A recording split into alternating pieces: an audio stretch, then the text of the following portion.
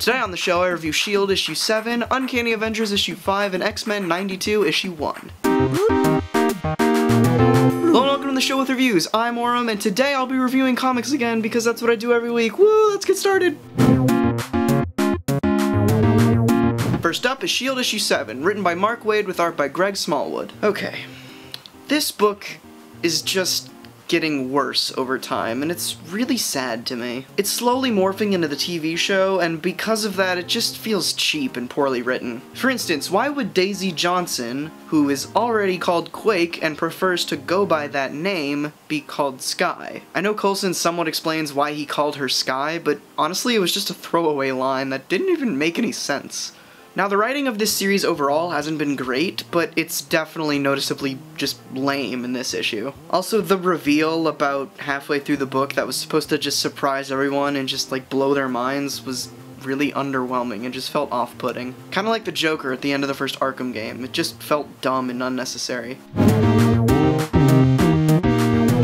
Next up is Uncanny Avengers issue 5, written by Rick Remender with art by Daniel Acuna. Oh, Uncanny Avengers, how great your first run was. In all seriousness though, this book wasn't half bad. It actually might be the best of the relaunch. It's also the ending of this run because of Secret Wars, and I'm not sure how I feel about that quite yet. They really should have just called this book Scarlet Witch and Quicksilver Find Out Who Their Real Parents Are in 5 parts. But even then, this book just kind of leaves us with the comic book equivalent of clickbait. It's just another mystery that will never get resolved. I really just hate stuff like that, where writers will put something into the book at the end that kind of negates all closure that was before that, and makes the story somewhat pointless. I guess this just opens the door for another retcon a few years down the line. I don't know.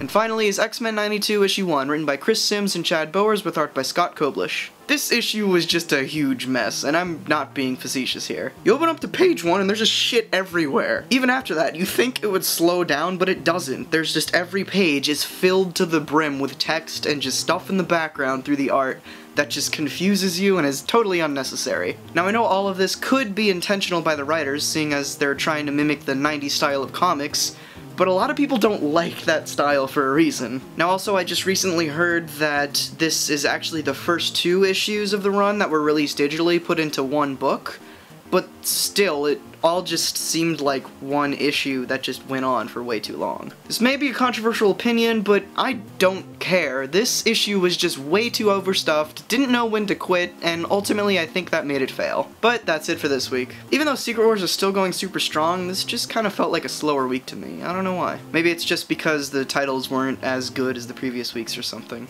Anyway, thanks for watching. Next time I adopt a pet dinosaur and ride him into a valley of hulks while killing my prey.